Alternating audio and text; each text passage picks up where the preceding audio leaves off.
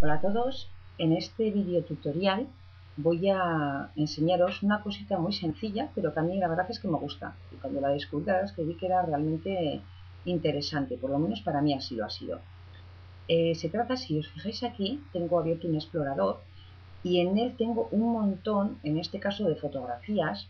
Son fotografías tomadas el mismo día y con un motivo igual, por tanto, y que me interesa colocarlas. Normalmente las colocaba en una carpeta a la cual le ponía pues el nombre del evento, ¿no? Pero resulta que luego cuando quería buscar alguna foto concreta o lo que sea, muchas veces tenía dificultades. Bueno, el caso es que lo que últimamente utilizo es en las fotos o en los documentos, por ejemplo, que son con un cierto motivo, me interesa que en la descripción del fichero, del documento, de la foto en este caso, que aparezca cuál es el motivo. Entonces, como en todas el motivo es el mismo, me interesa que aparezca ese motivo, pero lo que me interesa es que aparezca con un número secuencial, ¿no?, de serie.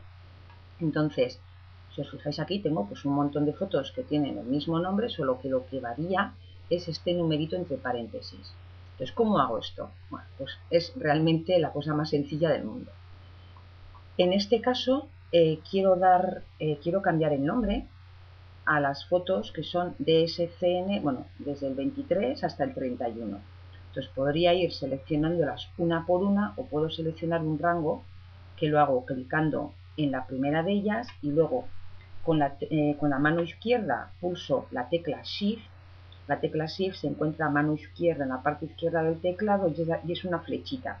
Es la que se utiliza para escribir en mayúsculas. Pues como digo, con la mano izquierda pulso en el teclado que está a mano izquierda la teclita que es de Shift, que es para escribir con mayúsculas. Y cuando tengo esta tecla pulsada, con la mano derecha lo que hago es coger el ratón y clico en la última foto, en el último documento del rango que quiero marcar, clico con el izquierdo. Y de esta manera selecciono todo ese rango. Si tuviese que marcar fotos sueltas o documentos sueltos, lo que haría sería con la tecla, primero selecciono uno de ellos y luego con la mano izquierda mantendría pulsada la tecla control, mientras iría pulsando en el ratón las fotos que me interesasen, como veis aquí, ¿vale? En este caso yo quiero cambiar todas estas de ese rango, entonces lo que hago es clico en la primera y con el Shift lo que hago es clicar en la última del rango. Una vez que tengo hecho esto, tengo identificadas cuáles son las fotos, los documentos, lo que sea que yo quiero cambiar el nombre. Como va a ser una serie, me interesa que los números sean seriados y que sean en el orden apropiado. Entonces busco la que me interesa que sea la primera de la serie, que en este caso es esta de aquí abajo, y ahí clico con el ratón con el botón derecho y se me abre un menú contextual, que es este menú que se abre. Y en ese lo que busco es el punto donde pone cambiar nombre.